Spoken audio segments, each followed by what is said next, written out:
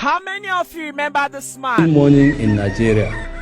Democracy is just 8 years old.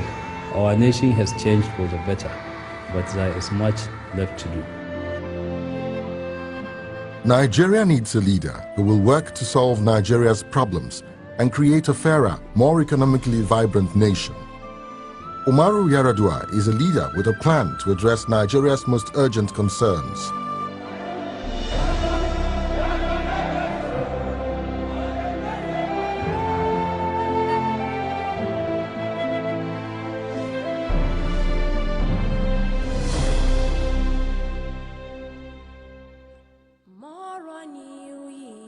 Born into a family with a history of public service, Umaru Yar'Adua's father, Malam Musa Yar'Adua, was a member of the House of Representatives and served as minister in the First Republic. He brought us up to believe in hard work, honesty, and discipline. And there's also something of the qualities of his father, Musa Yar'Adua, and his senior brother, late Shehu Yar'Adua, who I know very, very well. If you like, you may say that they have long tradition of public service, of decency in their family. Yar'Adua was groomed to provide leadership, nurtured in tradition, but strengthened by his spirit and character. I draw my inspiration from God. Like my late father told me, serving humanity is service to God. The tradition that he is coming from is a tradition that radically changed the way Nigeria has been doing politics. It's a tradition that has always put people first. Yar'Adua is at heart a teacher, an academic with an analytical mind. He studied and taught chemistry at the university level for years. His was the greatest teacher that I've ever come across in chemistry. And that, of course, that has culminated into my being a doctor, a medical doctor here. He is a man who studies everything, from the intricacies of particle physics to economic policy. I read a lot. Even though I was a student of chemistry, I was interested in the development of my country, and that means I have to learn something about the economy of nations and the wealth of nations. Yar'Adua is well versed in economic leadership.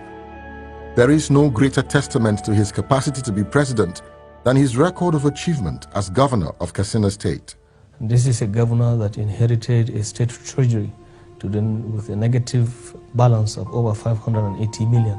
The state's finances turned out to be worse than we had imagined. He injected a lot of funds in providing medical equipment and instruments. He bought theater equipment. He bought diagnostic facilities like endoscopes. So he's done quite a lot in the health sector. I believe Katsina State is unparalleled to any other state of the Federation. It was a product of organization. It was a product of an inspiring leadership and hard work. He is one of what we consider a good example of good governance and good leadership. That is almost a very new thing in Nigeria. I believe that his views are measured views, and of course he understands what development is all about. Yar'Adua now has a plan for the nation, a clear course for success at home and on the international stage. The PDP Vision 2020 aspires to rank Nigeria among the 20 most developed economies in the world by the year 2020. His 7-point agenda begins decisively with power supply, the lifeblood of development. But you cannot build a modern economy without sufficient and sustainable and stable power and energy. When I declare a national emergency, that is making the nation to recognize this fact also, so that we raise the generation to 30,000 megawatts by 2011 and 50,000 megawatts by 2015. The next step comprises the fruit of the earth, agriculture and food security. The first priority is that at least as a minimum, we must be able to feed ourselves as a nation. Food security means encouraging commercial agricultural production, and then investing heavily in research and development. Adua has made the development of agriculture paramount in his own state. Production has improved dramatically in Katsina as a result of improved techniques that will be implemented on a national basis. He helped us all with improved seeds, irrigation and pumping machines, pesticides and fertilizer. The third step is wealth creation and the vision to make families self-sustaining by putting Nigerians to work. The Nigerian elite has always talked about the national cake. No, the cake is the rent that is collected, and they want to share it and consume it. We need to develop the primary sectors of production to generate wealth.